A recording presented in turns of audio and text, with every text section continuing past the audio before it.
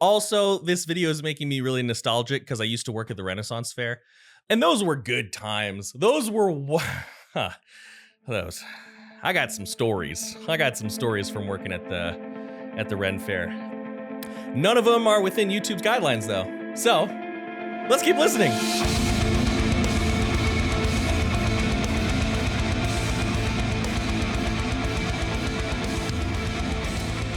Vikings of the internet. Mark with Cardivox Academy here, and today we are checking out, I'm sorry for my pronunciation, Feuerschwanz Untot Im Drachenboot. Now, you would think I would have a slightly okay handle on pronouncing German because I have a surprising amount of students in Germany. Like a good percentage of my students are from Germany, but for some reason German pronunciation has always escaped me.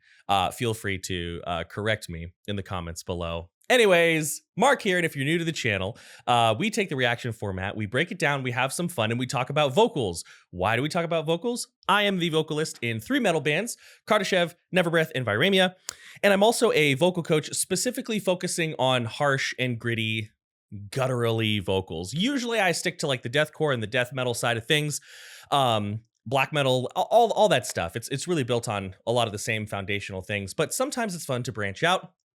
And from what I understand, this band is fun and kind of plucky and has a lot of cool folk Viking metal vibes. So we're going to check this out. Now, if you really enjoy the content, be sure to like, share, and subscribe. It means a lot. We just recently passed over 100,000 subscribers with the help of all of you fine folks, and I'm very appreciative of that. Thank you so much. And also, if you really love the content and you want to help support the channel, we do have a Patreon. We've got a Discord with people from all around the globe. We're actually going to be, well, I don't know when I'm actually publishing this video, but on Fridays we have big listening parties. Sometimes we play games. We just hang out, and I make most of those as I can. So make sure to check it out. Oh, and also by being a patron and participating in Discord events, you are entered to win the option to have vocal evaluations and sometimes even full lesson packs with me. So that's something to think about as well. But let's go ahead and check out Feuerschwanz Untot Im Drachenboot, which I have been told means undead in the dragon boat. Looks like it. I get it, right? I'm sorry to all my German viewers. I am giving it an honest try. Beyond that, let's go.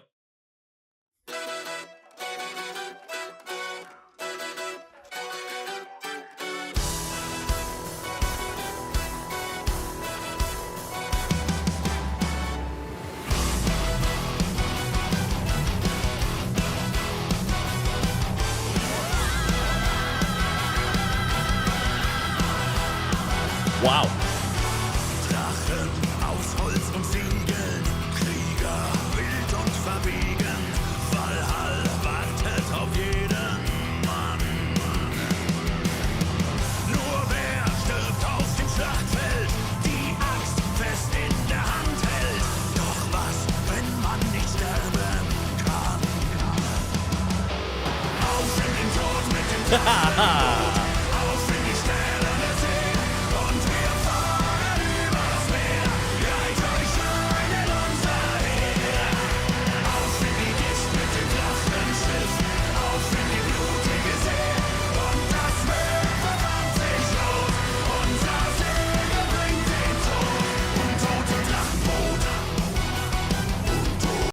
Yo, ooh.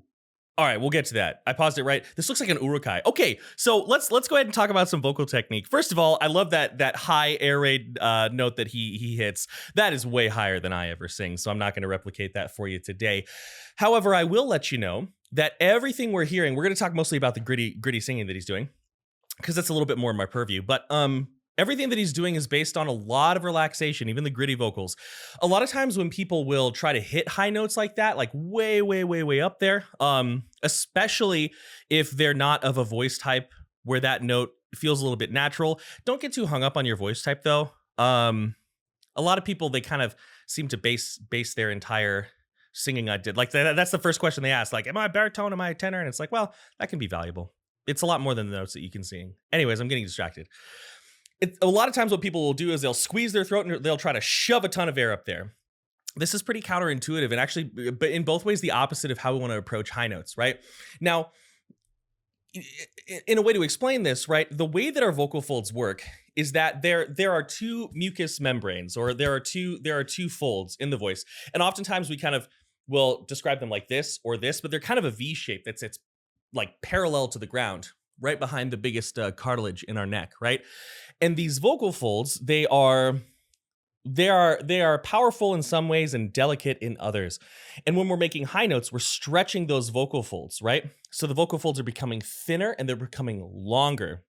Now, if you think about it, if I take my throat and I turn the camera this way and I squeeze my throat, that is making a smaller space, okay?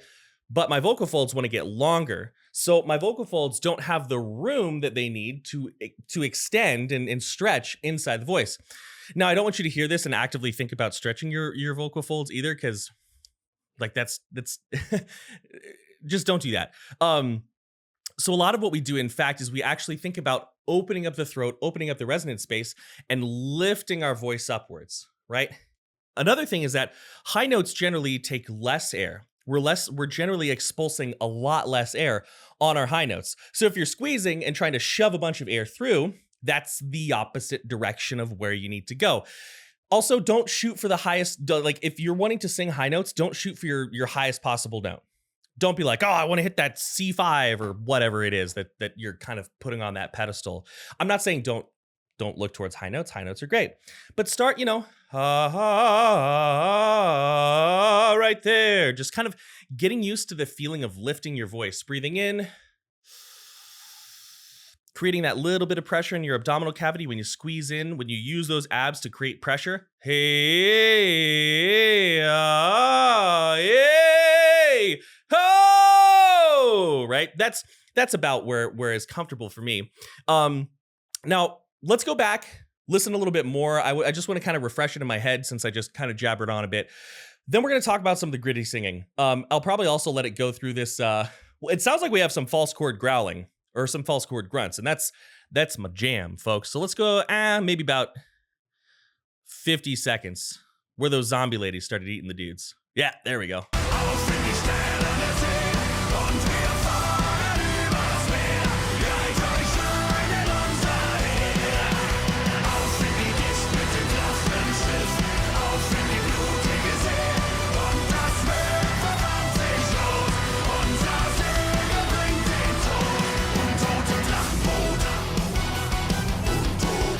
Yeah.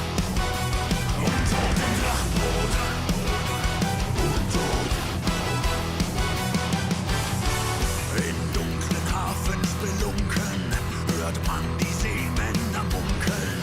Trauert dort draußen seit 1000 Jahren. Unser Schiff schnell und wendig, weder tot noch lebendig, verflucht zu ewiger Kaperfahrt. Okay, sounds like we have a transition. So that's a good spot for us to talk about some grit. So it's actually really cool because he's taking his grit and he's moving, obviously hitting higher notes with it, hitting lower notes, staying kind of in the center of his voice, like a kind of modal.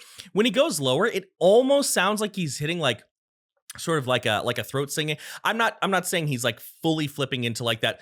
He's not fully flipping into like that throat singing sound, but it does sound like he's getting a little bit of that like Karguria sound to it, which is fascinating. I want to talk about the generation of grit on top of singing, though. So one of the most common exercises you're going to see around the internet is going to tell you to, and I will be honest, I have used this to help people find grit. I don't teach a whole lot of like gritty singing. I certainly have before, and I'm open to doing it again. That's just not what most people come to me for. But I have used this exercise for some people. I usually reserve it for people who already have good singing voices, though. So one common exercise you'll see is this idea of like picking something up that's heavy, like huh, huh, huh. I don't generally encourage new singers to do that, and I'll tell you why. When I'm doing this, if I don't have a good relationship with my vocal folds, right? If I don't have a good relationship of what my voice feels like, I can be adding a lot more glottal pressure than I need, and I can be building up more subglottal pressure than I want. Now, that if you don't know what too much pressure feels like, and, you know, I ask you this question in, you know, in a lesson, like, how does that feel? If you're not able to feel what your voice feels like, you may not even know to tell me that something feels wrong, right? So usually for most beginner singers, I start with a method that admittedly can take a little bit longer. Again, if you used like the huh thing and it worked for you, more power to you. Keep it, love it, own it. I'm not saying it's a bad exercise. I'm just saying I don't know if it's like my favorite, right? I usually just start with telling people to like grunt, like just start with a grunt, right? Notice how I'm like slowly turning on the sound rather than a glottal onset, which glottal onsets can be great for other things. That glottal onset's what you get at the beginning of the word, like right? Rather than that, I'm doing a more like a mixed onset. Now,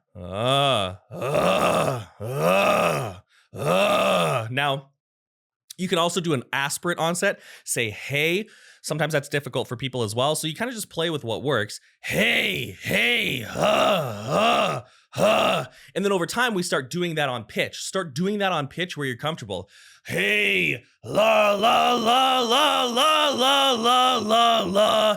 Sounds like garbage right now. And that's the thing. If you're learning grit, like accept that you're going to sound kind of crappy for a while. Then you can start getting a little bit more melodic with it. You know, hey, oh yeah, right there. Hey, yeah, whoa, whoa, right?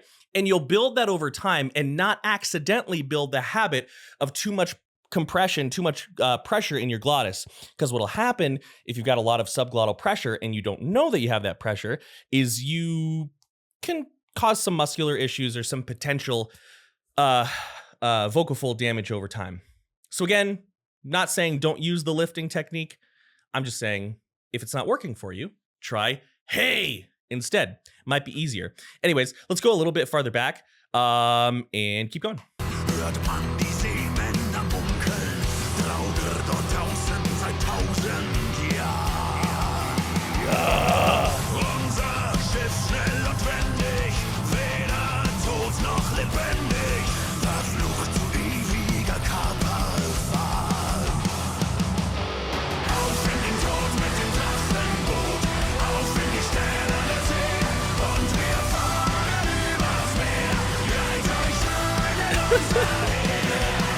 Auf in die Gischt mit dem Drachenschiff, auf in die blutige See, und das Meer verwandelt sich rot, unser Segel bringt den Tod, Untot im Drachenboot.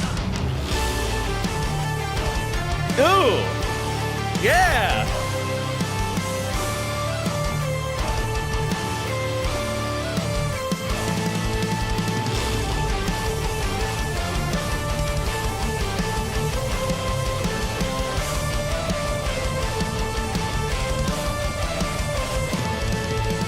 Auf in den Tod mit dem Drachenboot, auf in die sternerne See, und wir fahren übers Meer, reit euch ein in unser Heer. Auf in die Gischt mit dem Drachenschiff, auf in die blutige See, und das Meer verwandelt sich rot, unser Segel bringt den Tod. Oh.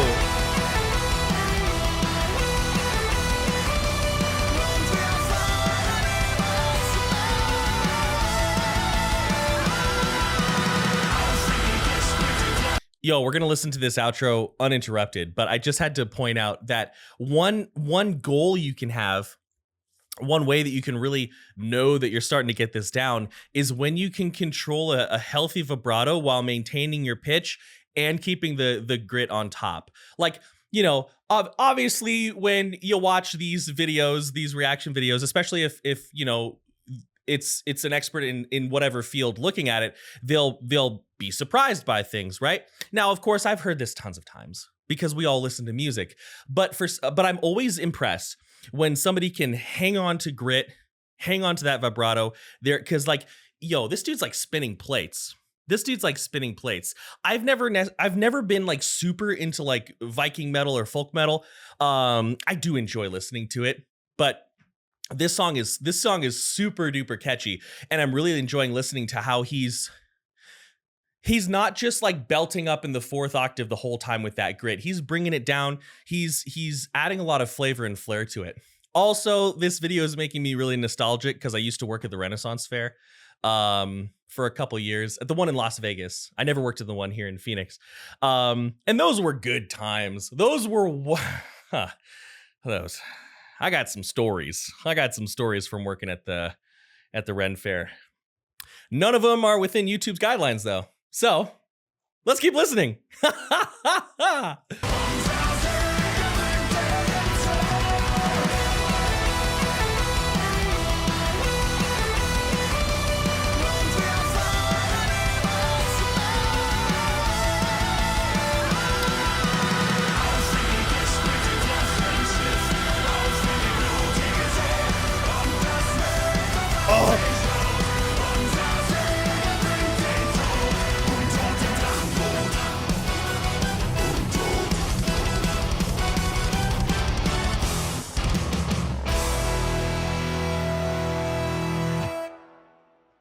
Awesome.